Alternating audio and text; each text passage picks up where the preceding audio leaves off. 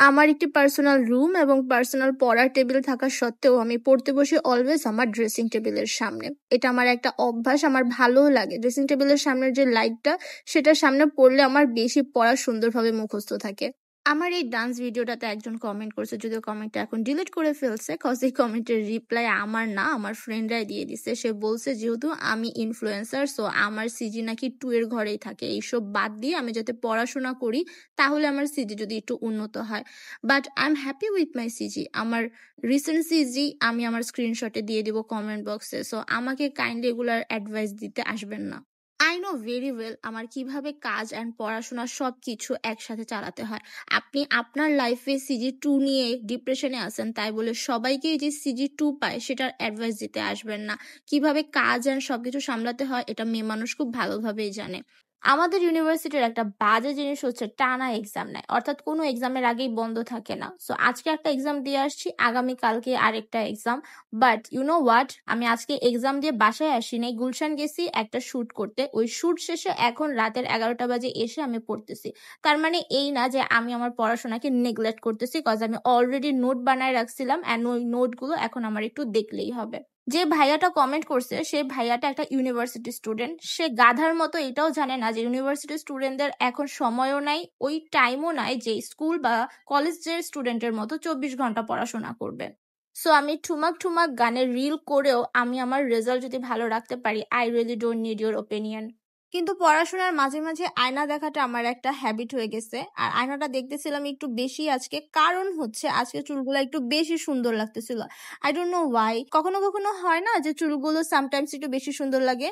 আমি যখন স্কুলে পড়তাম ঠিক তখন থেকে আমার একটা অভ্যাস ছিল লেট নাইট স্টাডি করা। মানে দিনের বেলা আমার পড়া হয় না, একদম রাতের 3টা 4টা 5টা ইভেন ভোর 6টা পর্যন্তও আমি পড়ছি, এরকমও আমার রেকর্ড আছে। সো রাতের বেলায় আমি সকল পড়া পড়ি। আর এই যে আমার একটু যখন ক্ষুধা লেগে যায় তখন আমি এটা একটু বানায় খেয়ে ফেলি। এটা এত বেশি মজা লাগে, অলসো এটা অনেক হেলদি, ওয়েট লস করার জন্য এটা অনেক বেশি উপকারী।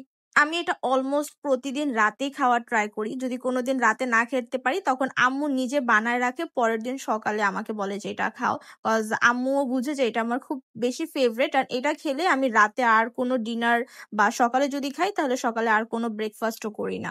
যেহেতু আমি শুট থেকে আসছি, সো আমার পেট অলরেডি বেশি ভরা, এজন্য আমি রাতে কিচ্ছু খাই নাই। কিন্তু রাতে 3টা বাজে যেহেতু ক্ষুধা লেগে গেছে, তখন আবার এটা জলদি জলদি বানায় এটা খেয়ে ফেলছি। অলমোস্ট 4টা পর্যন্ত পরে আমি ঘুমাই গেছি। অ্যান্ড ঘুমানোর পর সকালবেলা আমি উঠছি, আমার এত বেশি মাথা ব্যথা করতেছিল।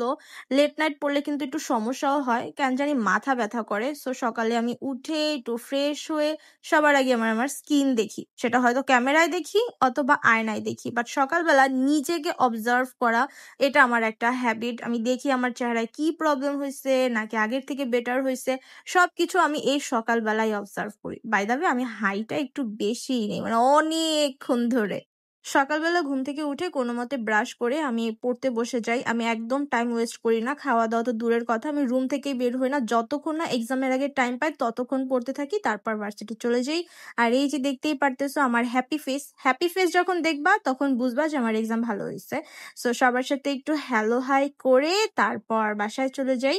যদিও আমাদের আজকে প্ল্যান ছিল আমরা একটু বেশিক্ষণ থাকবো, কিন্তু বর্ষার একটু ইম্পর্টেন্ট কাজ ছিল, ও আজকে একটু রেস্টুরেন্টে যাবে ওর ফ্রেন্ডের সাথে, এজন্য জলদি জলদি চলে গেছে। এজন্য আমাদেরও খুব বেশি আড্ডা দেওয়া হয় নাই। বাট হোপফুলি নেক্সট দিন আরেকটা ব্লগ শেয়ার করব, ওই সময় তোমাদের আরো অনেক কিছু দেখাবো। So tata bye bye. And kindly এই মিসকনসেপশন রাখো না ইনফ্লুয়েন্সার মানে সারাদিন রিলস করবে, টিকটক বানাবে, পড়াশোনা করবে না। ভাই আই হ্যাভ মাই ওয়েভার, আমি যদি সিজি ঠিক না রাখতে পারি তাহলে আমারই ওয়েভার চলে যাবে।